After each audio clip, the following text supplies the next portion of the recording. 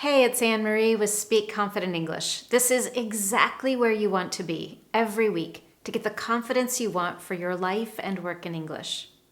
When you think ahead to this time next year, what do you hope will happen, or what do you hope to have accomplished by this time next year?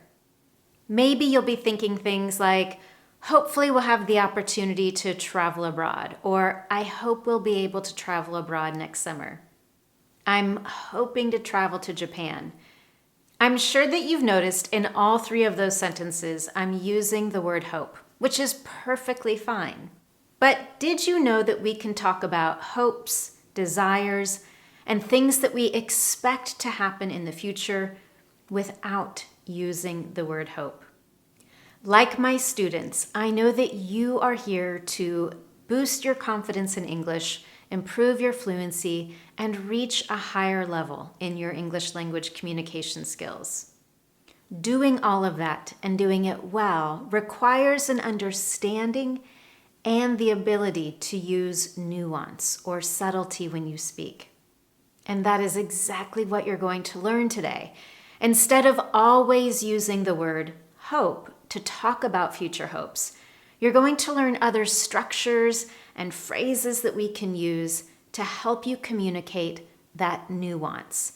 Things that you hope for in the future, things that you hope will happen but you're not feeling very certain about, or things that you feel should happen in the future. All of this leads to a higher level of skill and the ability to be more flexible when you communicate in English, so that you can say precisely what you want.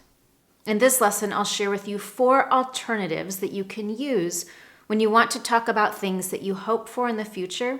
I'll give you examples along the way and the opportunity to practice and perfect your skills at the end.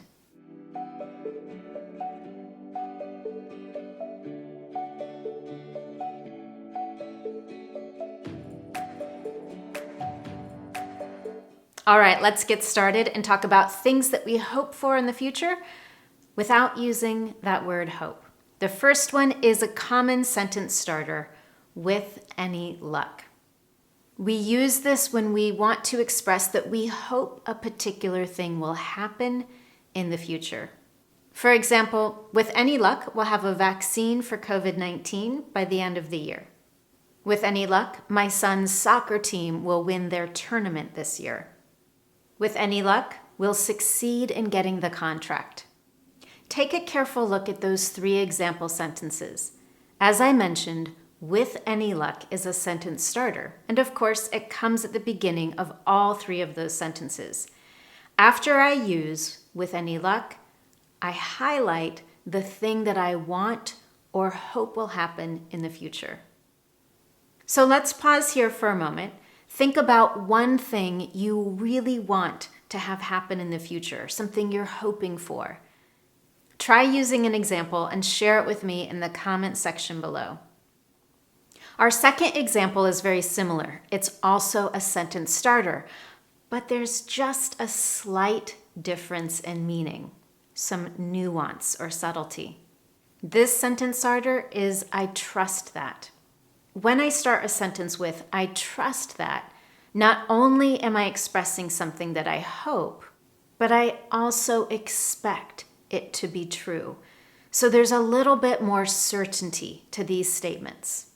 Here are a few examples. I trust that the airlines will be at full capacity by next summer. I trust that our hard work will pay off. Again, not only do I want or hope for these things, but I truly feel certain that they will happen, that they're true. Now, in that second example, I trust that our hard work will pay off. I'm using a phrasal verb, the phrasal verb to pay off. When something pays off, it yields results or it leads to success. Typically, when someone works hard at something, when they're committed and they consistently give their effort, it leads to a successful result. It pays off in the end. I mentioned that this sentence starter is used for not only things that you hope for, but things you expect to be true. And we have a second way that we can express that same level of nuance or subtlety. We could also use I should think or I would think. For example, if I ask you, will you travel to see your family over the holiday? You might respond with, I should think so, or I would think so. Not only do you hope it's true, but you expect it to happen. It should happen in the future. Here's another example. By this time next year, I should think that the airlines will be back at full capacity. By this time next year, so in 1 year from now, I should think that, or I would think that the airlines will be back at full capacity. Because I'm using this structure that says, I think this is true, or I expect it to happen, I should have some kind of proof or evidence for that belief. Once again, let's pause here for a moment. And I want you to try using this same structure in your own example. By this time next year, so think about 1 year from now, by this time next year, I would think that, or I should think that. How would you finish that sentence? What is something you hope will happen and expect to be true? And now let's move on to the fourth way to talk about what we hope for in the future without using the word hope. We've talked about how to express our hopes for the future in general using the sentence starter with any luck. We also looked at 2 different ways that we can talk about things that we hope for and expect to be true or expect that they should happen. And now we're going to add another level of nuance or subtlety. This time we're going to talk about things that we hope for, but we're not feeling very certain about. Another way to think about that is when you want to express something you wish would be true in the future, but you're not sure it is. And this one is so similar to our last example. We talked about I would think or I should think. When we add the word like, I would like to think, or I should like to think, we add that layer of uncertainty.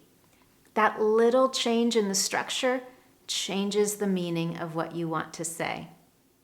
Let's compare these side by side. By this time next year, I should think that airlines will be back at full capacity. Not only do I hope it's true, but I expect it to be true. I could also say, by this time next year, I would like to think that the airlines will be back at full capacity. When I use this structure, it expresses some doubt, some uncertainty. I definitely want it to be true, but I'm not sure it will be. Another example, by the end of this year, I would like to think that we'll have a vaccine for COVID-19. I used almost the same sentence with our first example.